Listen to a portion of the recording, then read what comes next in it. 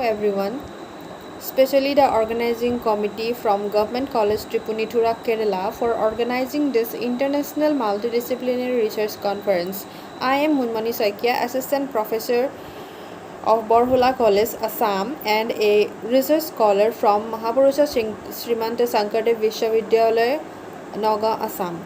For this virtual conference, I have prepared a research paper for presentation entitled Critiquing the Aesthetics of Dalit Feminism with special reference to Pragya Daya Power's Let the Rumors Be True.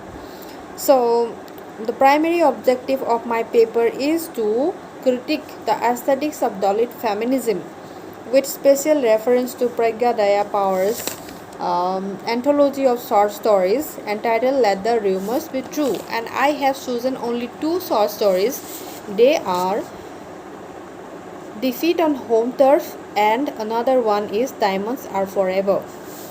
So, first of all, I would like to throw a light on Dalit feminism. So, Dalit feminism is a separate theory that challenges the ideological as well as a theoretical flaw of mainstream Indian feminism that strongly claim that woman is a homogeneous category, for they believe that all women issues are same. But Dalit feminists are of the opinion that the category of women is heterogeneous due to their differences of experiences in living lives at the intersections of caste and gender, unlike upper caste women. So the practice of caste and patriarchy is a centuries of old tradition, and it is so deeply rooted in our culture that even in this postmodern era of 21st century, women as well as Dalits are not free from the clutches of patriarchy and casteism respectively. So one must admit that Dr. Ambedkar was the person who had sown the seed of feminist arts among Dalit women. The category of Dalit women is at the lowest rung of Indian social hierarchy, and it is because of their being women and Dalit or untouchable by birth. So the situation of Dalit women is more vulnerable to violence than the upper caste women, and it is for their easy accessibility in public spheres. Violence is a permanent threat to them due to their peculiarly vulnerable socio-political economic status working in the public domain. So now we should know a lot about who is Pragya Daya Power. So she is the daughter of a Dalit activist, first generation Dalit activist who fought for the rights of Dalits. So who is known as Daya Power, and Daya Power's daughter Pragya Daya Power. So she is an Indian poet and fiction writer of Marathi descent. So she is a second generation Dalit feminist activist and a writer whose writings are political, that deals squarely with patriarchal oppression as well as caste exploitation in Indian society.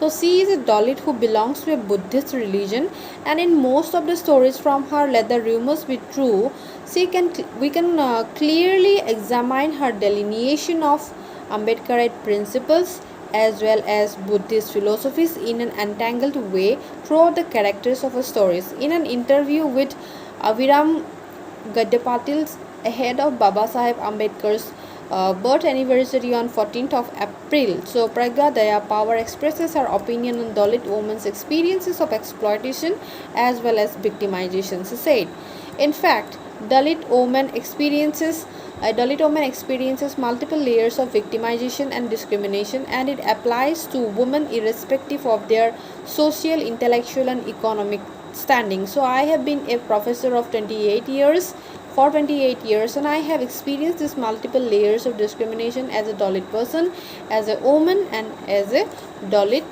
woman. So this was what she said in an interview, because here he says that yes, of course, time has changed a lot, but the discrimination based on caste and patriarchy is still going on, maybe in a covert way.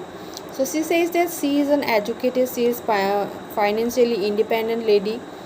Still she faces discrimination on the basis of her caste or for being a woman. So she says that in case of Dalit women, there are a kind of layers of discrimination that a Dalit woman has to face in her life. So see, in this short story collection reveals or delineates the some characters who belongs to third generation of Ambedkarites, who talks about ideologies of Ambedkar, who talks about the principles of Ambedkar, and they claim that they follow all the ideologies and principles of Ambedkar, but uh, Pragya Daya Power in a way questions what kind of ideologies is this? What kind of ideologies all these that this recent generation is following? See, if you go through the story of defeat on home turf, we would come across the religion Buddhism. So in Buddhism, all are treated equally irrespective of gender, caste, class. So are they treated equally? If we go through the story, we will see that girls or women are not actually treated equally. The character of Karuna, we have to talk about this character because she was treated very specially. She got special treatment in the story until her decision to get married with a guy who belonged to upper caste, who was a Brahmin.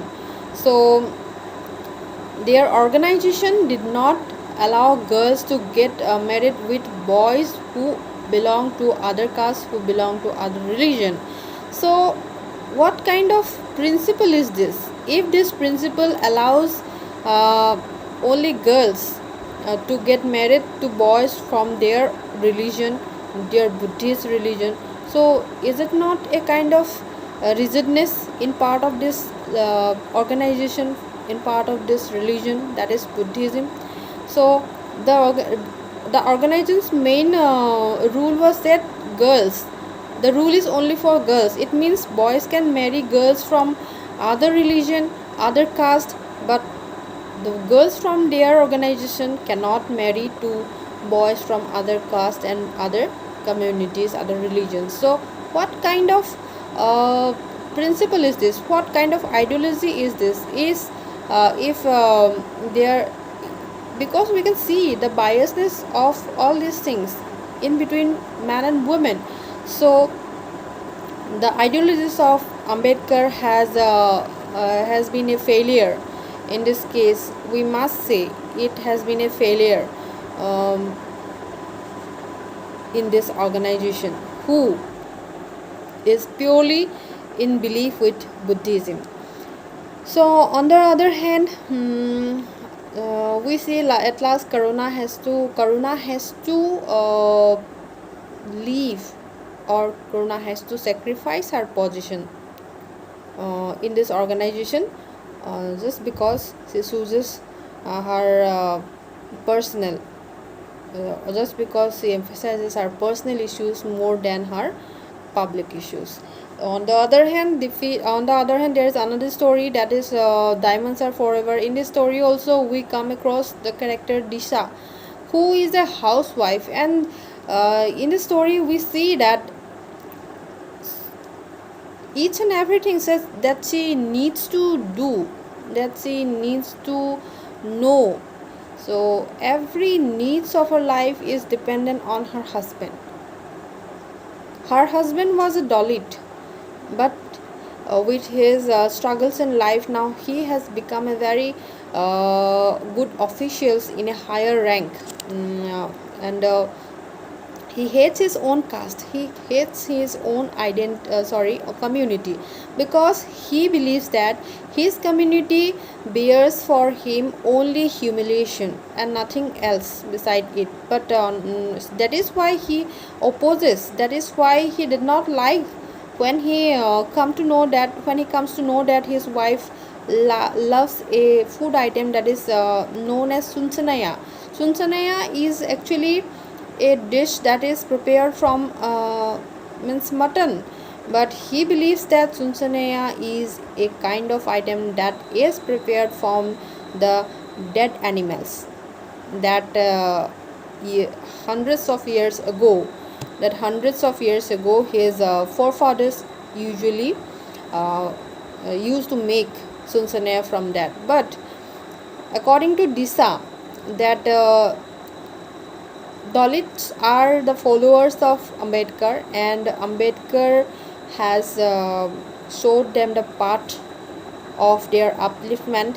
Then she says that Udin herself, she says that they are now human beings and they have left all these bad things of their community. Now they are upgraded, now they are the followers of Ambedkar, and they she now knows that Sunsanaya is a food item that is known worldwide and it is enjoyed by lots of people. But she is quite surprised, she is shell-shocked at his husband's adamancy related to her wife's to his wife's choosing of food items, whether to eat or not. So this is a kind of patriarchy that is very much a reality. And patriarchy is not that it is only in case of upper caste, means community. It is also available in lower caste community, and it is quite visible in case of Gautam and Disa's family. So this is how Dalit feminism is portrayed in these stories. Of course, the Pragyadaya power in a sense says that this kind of patriarchy is patriarchy, Brahmanical patriarchy. It means it is a graded inequality. So that is still existing in our societies, and the examples that we see in these two stories. So it should be it is upgraded. Yes, it is upgraded. And she says that in villages we could see more of this kind of things rather than in urban areas, in cities. So here in cities we cannot identify this particular person is Dalit, Dalit or not. We cannot identify. Today, nowadays, all are equally educated, equally independent, but the essence of casteism, the essence of patriarchy is still inherent within them, and we have to examine it with a certain kind of insightness. And that is it, and still available. And Pragya Devapower in her short stories actually portraying on the kind of city life of third generation Ambedkarites, their ideologies, their thoughts, and it is the way that she portrays in her stories. So thank you so much. This was my presentation.